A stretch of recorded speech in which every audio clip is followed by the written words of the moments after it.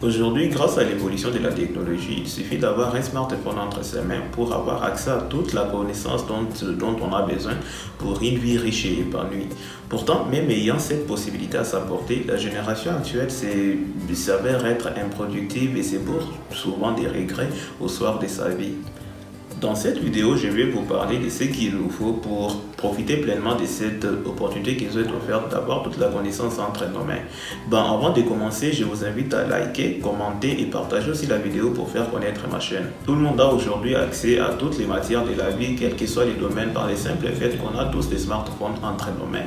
On a toute la connaissance entre nos mains. Aujourd'hui, on n'a plus forcément besoin d'aller à l'université pour avoir toutes les connaissances qu'il nous faut pour développer sa vie ou pour développer un business, pour avoir quoi que ce soit dont on a besoin. Tu veux savoir comment écrire, va sur YouTube, on t'apprendra. Tu veux savoir comment économiser de l'argent, va sur YouTube, on t'apprendra. Tu veux savoir comment développer ton intelligence, va sur YouTube, on t'apprendra.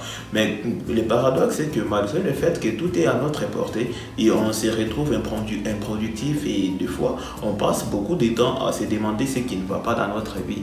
On a accès à tout aujourd'hui. On a accès à toutes les méthodes pour atteindre une vie riche et épanouie. Mais pourquoi jusque-là, il y en a qui se plaignent encore de leur vie, il y en a qui n'ont pas encore atteint leurs objectifs, il y en a qui sont encore bourrés de regrets jusqu'à aujourd'hui. Malgré le fait que c'est connu de tout le monde, que l'alcool, la cigarette, ça tue, on a toujours des fumeurs, on a toujours tant de fumeurs et de ivrognes dans nos rues. Malgré le fait que c'est connu de tout le monde, que c'est mieux d'épargner, d'investir, ceci, cela, mais on a toujours des gens qui se retrouvent pochés, qui à maturité ne savent pas vraiment organiser leur vie.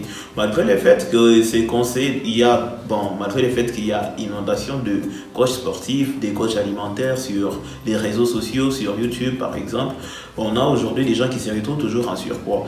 Quelle serait la cause de tout cela? Quelle serait la cause qu'on puisse être encore si en arrière alors qu'on a toute l'évolution entre nos mains?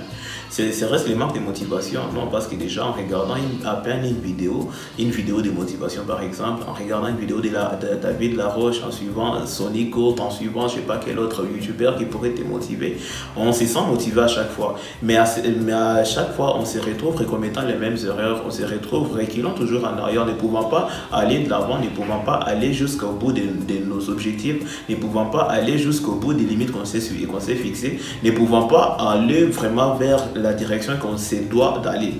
La cause serait tout simplement le fait qu'on se soit habitué à mener un genre de vie et qu'on se sente incapable de pouvoir quitter ce genre de vie vu qu'on ne veut pas tout simplement sortir de sa zone de confort. C'est ainsi que des fois, on pourrait apprendre quelque chose de nouveau qui pourrait vraiment nous aider, mais le problème c'est qu'on remet cela à demain. On ne se met pas à l'action tout de suite. À l'école ou à l'université, dès qu'on nous donne un devoir à faire à la maison, normalement dès qu'on rentre à la maison, s'il y a un délai certainement, s'il y a un délai de plus de 2 jours, on pourrait se dire on les fera la veille. Et c'est ainsi que tout ce temps à la maison, on pourrait le passer à faire autre chose. Et la veille de la remise des copies, on se mettrait cette pression-là pour faire ces TP-là. On se sentirait obligé de les faire. On se sentirait obligé de faire vite et des fois, on ne pourrait pas les faire mieux. Tout simplement parce qu'il y a un ultimatum, c'est ainsi qu'on les fait comme ça en fait. Alors que dans la vie courante, bien qu'on pourrait apprendre des choses, bien qu'on pourrait savoir ce qu'il faut pour nous, bien qu'on pourrait nous prévenir qu'il nous faut faire du sport pour ne pas être en surpoids, bien qu'on nous a prévenu au fait qu'on devait investir ou entreprendre telle activité pour être épanoui, bien qu'on nous prescrit tout ce qu'il nous faut pour une vie riche et épanouie, seulement on n'a pas cet ultimatum là qui pourrait nous imposer au fait cette réalisation. On n'a pas cet ultimatum là qui nous obligerait de nous mettre à l'action. C'est ainsi qu'on se retrouve ne faisant presque rien parce que chaque jour qu'on remet à plus tard, le temps ne fait qu'y passer. Et chaque seconde que nous consommons, c'est une seconde de moins. Chaque jour que nous consommons, c'est un jour de moins. Et à chaque fois, on ne se rend pas compte du temps qui passe et après, on se retrouvera tout simplement bourré de regrets avec des opportunités qui sont tout simplement passées sous nos yeux, ne les ayant pas vraiment mises à profit. Si le problème est la procrastination et la peur des prises de risques, quelle serait la solution? Quelle serait l'arme ultime pour combattre la procrastination et avoir une vie riche et épanouie? En un mot, c'est tout simplement la discipline. Contrairement à la procrastination qui vise une gratification immédiate, la discipline pourrait au premier abord faire mal. On pourrait ne pas s'y habituer. Normalement, on aura du mal à s'y habituer. Mais seulement, il nous faut la discipline tout simplement parce qu'elle promet des résultats qui seront plus grands que la gratification, la petite gratification immédiate que propose la procrastination. Il faut de la discipline pour se réveiller dès que les réveils sonnent.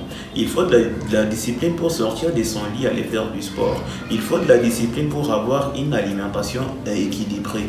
Il faut de la discipline et du courage pour faire des économies et faire des investissements. Il faut de la discipline pour tenir bon, malgré les contraintes externes, pour tenir bon, aller jusqu'au bout de ses objectifs. Il faut de la discipline. Il faut de la discipline pour se regarder droit dans les yeux, être sincère avec soi-même et se dire qu'on aurait pu faire mieux et s'obliger à faire mieux. Il faut de la discipline. La discipline est définie de plusieurs manières, mais la définition qui me plaît le plus est que c'est l'ensemble des règles et des conduites définissant un métier ou un sport. Ou ça se définirait aussi comme le respect des bonnes pratiques et de l'éthique. Et vu qu'on parle d'une discipline qui doit être appliquée sur soi-même, on parlera alors de l'autodiscipline. Qui est la création de nouvelles habitudes et des actions en vue de s'améliorer et d'atteindre les buts que l'on s'est fixés. Et certes, on n'y arrivera pas à la perfection du jour au lendemain, mais il nous faut commencer maintenant et aussi s'apprêter à tenir sur les longs termes.